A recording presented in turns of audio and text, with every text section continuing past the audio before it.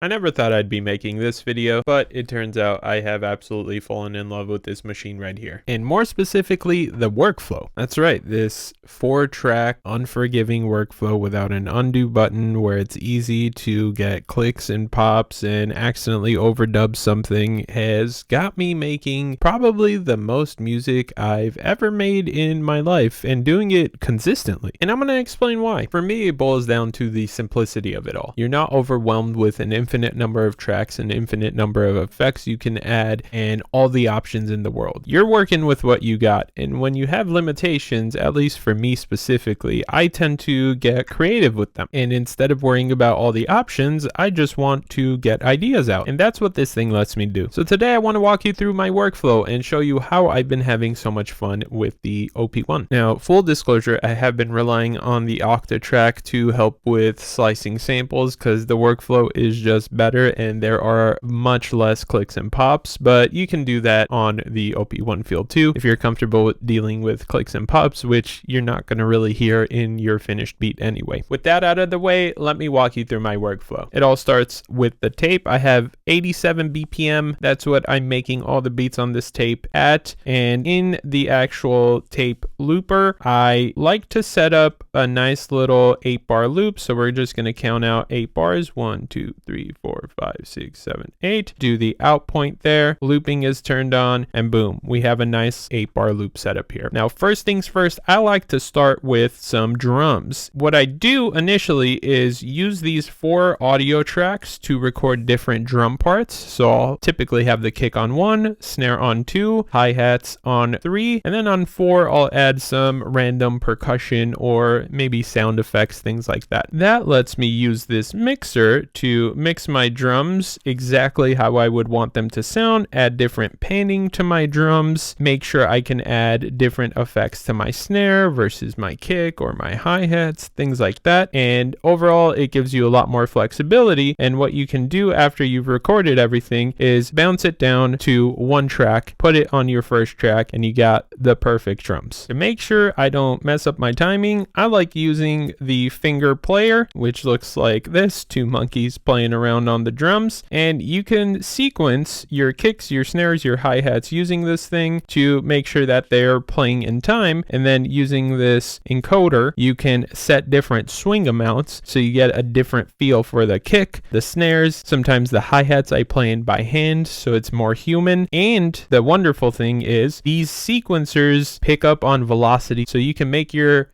drum beat very dynamic. I've gone ahead and programmed some drum loops, so let's get them into these different tracks. I'm going to hold down record and start recording in my kick.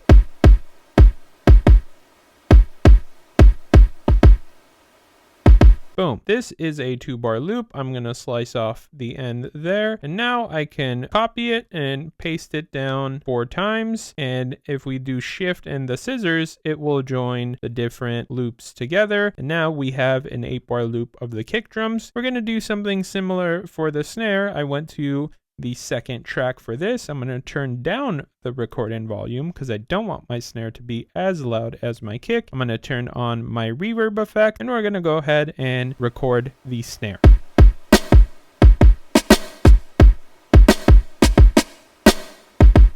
Cool. Now we're going to do the same thing where we lift this and drop it 4 times, join everything together to get a nice, perfect 8-bar loop. And now we can move on to the hi-hats. I'm going to turn off that reverb. Instead, I am going to add the nitro effect, which is basically a high and low pass filter. I'm going to filter out the lows, filter out some of the highs, and I have a pattern loaded already for some hi-hats here. And we're just going to go ahead and record that. And I'm going to turn down the record in volume a little bit because I typically like my hi-hats to be lower than the kick and the snare. Let's see what this sounds like.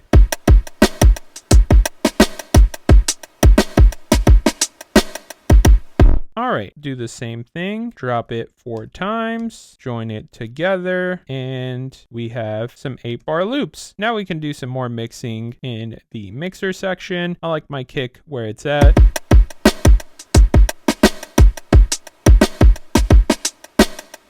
I'm going to turn down the hi-hats a little bit. Cool. Let's add maybe some percussion, and I'm just gonna add these in by hand. Let's turn on recording, and now we can just get started.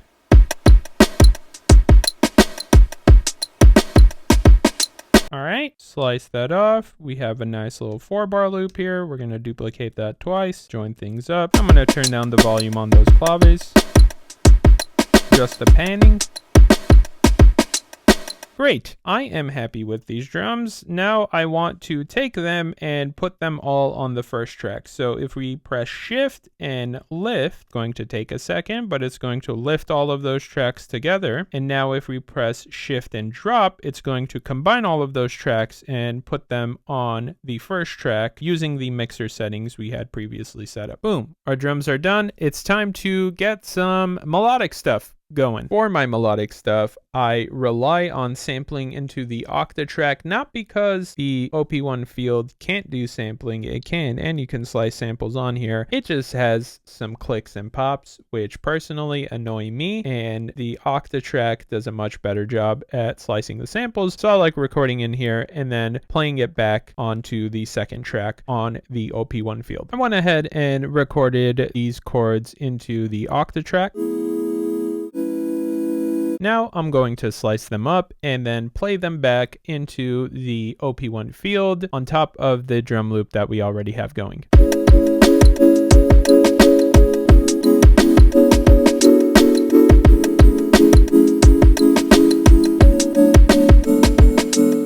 Alright, let's slice off the end here, copy, drop it 2 times, join these up. Awesome. Now that we have some chords laid down, what I typically like to do is mess with the sample a little bit more in the octatrack by adding different effects, pitching it up or down, and then adding more layers to what we already have on the second and third tracks. And then we're going to do something similar that we did with the drums, where we take all those tracks that we added, we mix them down onto one track. That leaves us with 2 additional tracks where we could add bass, we could add a lead, a melody, something like that.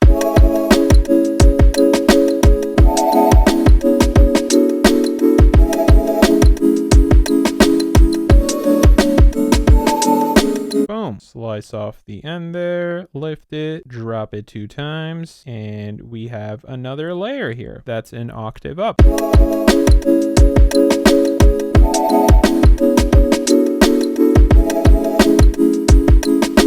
Now what I'm going to do is maybe mess with the panning of these two a little bit, so it makes our song just a tad bit wider. I like that. I'm satisfied with these 2 tracks, so I'm going to copy the first one. I'm going to move it over into another loop. I'm going to do the same thing with track 2 that has our chords. Move it and align it up to track 3. And now I'm going to change the loop points. Boom. Now we're going to do the same thing where we shift and lift and then shift and drop. Boom. Now we have both of them on our second track, and we can reset this mixer. And what I'm going to do is lift this, go here, change our looping out point, change our looping start point, drop it, and we have our second layer on here. Now we can add a bass line.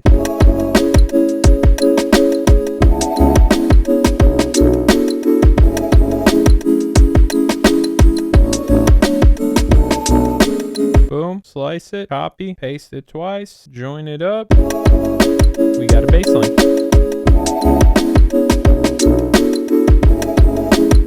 To wrap this all up, let's add a lead.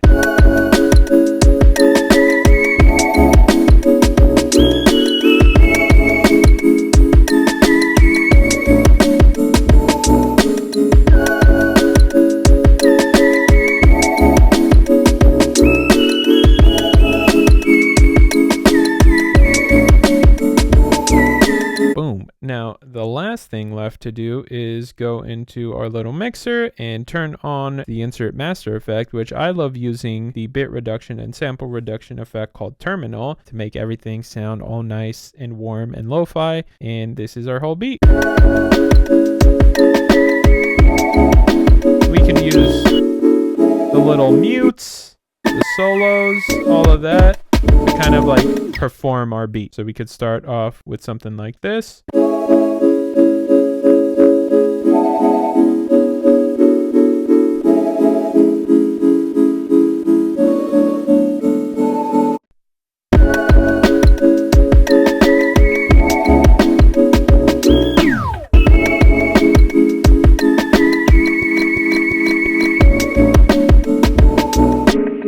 get the idea. That's it. That's my entire process. We have an 8-bar loop that we could perform on the fly to make it into a full song. Now, it does take practice. You're probably going to have to do multiple takes to get all your audio recorded to these 4 tracks. You'll probably have to do multiple takes to get a full beat out of this thing because you have to have your timing be perfect or near perfect, but it makes it a lot more fun. I feel like this is the first time where I'm fully interacting with the music and not just in an editor on my computer screen trying to just drag and drop things to the perfect spots. And it's made the process a lot more fun for me. So hopefully you enjoyed that. And if you have an LP1 field, maybe this inspired you to use it in a new way. And if you don't have an LP1 field, but we're thinking about getting one, this is the workflow, or at least a workflow. If that was helpful and you enjoyed this, please like, subscribe, comment, drop any questions if you have them. Also, join the Patreon. It's free. Thank you all for watching and have a great day.